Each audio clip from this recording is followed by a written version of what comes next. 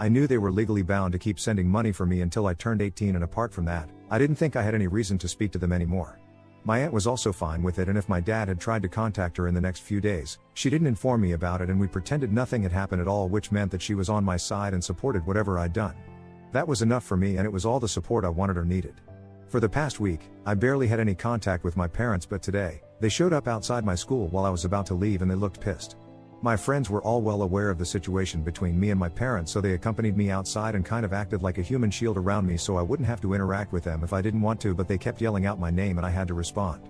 I walked right up to both of them and told them that I didn't want anything to do with them anymore, but they didn't pay any heed to that and told me that I needed to come home with them right away.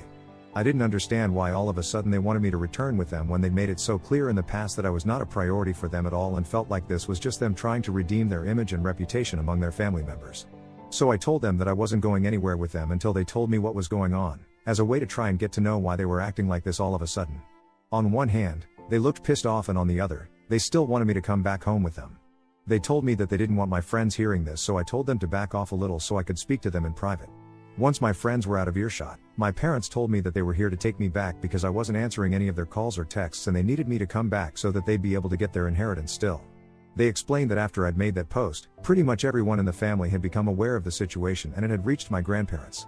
My paternal grandparents are quite well off, and they threatened my dad by saying that if they continued to treat me like this, then he'd lose his inheritance.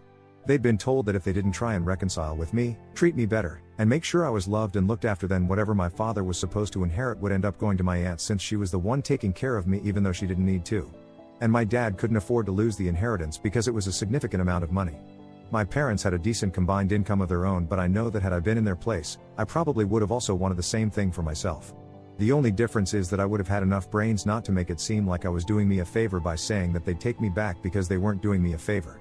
They were doing this for themselves and not for me, and even then they didn't have the common sense to at least act like they were willing to let me live with them. So I said that I didn't care about whether they got their inheritance or not, and walked away without bothering to wait and hear them out, even as they screamed at me to come back. I took the bus back to my aunt's house and told her what had happened at school, and she seemed annoyed as well. To ensure that this doesn't happen again, she's contacted her lawyer so we can do something about my custody. Of course, it's still my parents who still have their rights over me, and that has to be changed if I want to live with my aunt. I also called up and thanked my grandparents for trying to fix this, but I also told them that I really didn't want to go back to living with my parents, because now that I'd spent a couple of days living with my aunt, I finally felt like I was free. Living with my parents had been nothing short of suffocating, and I'd kept hoping that things would change, but they never did. My grandparents didn't live in the same city, so we didn't meet often, but whenever we did, at family gatherings and the holidays, my parents were always on their best behavior, so they wouldn't know how I was treated at home. It wasn't as if I was treated with cruelty, but it was more like ignorance and avoidance. On the surface, it all seemed fine, but if people spent a couple of days with me at my parents' house, they'd know that they mostly pretended I wasn't even there and cared only about my sister. And after she got pregnant, that just got worse, and I was pushed to the sidelines altogether.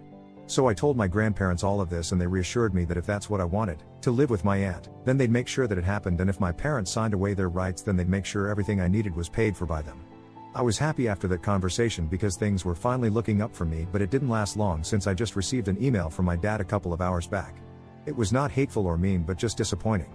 He said that there was no need for me to post what had happened online and make this so public when the word of what had happened would have reached my grandparents anyway through my aunt. But now, along with my grandparents being mad at them, they also have to deal with a ton of hate from their relatives, and they're being ostracized, which seems unfair. He told me that even some of his co-workers found out about this because the post was public and it had shown up on their feed since he was tagged in it. This wasn't a good look for him at work, and what I'd done had just caused a lot of unnecessary drama in their lives, according to me. So Ida for posting about how my parents asked me to leave the house and move in with my aunt on my 16th birthday because my sister was pregnant and they needed my room for the baby?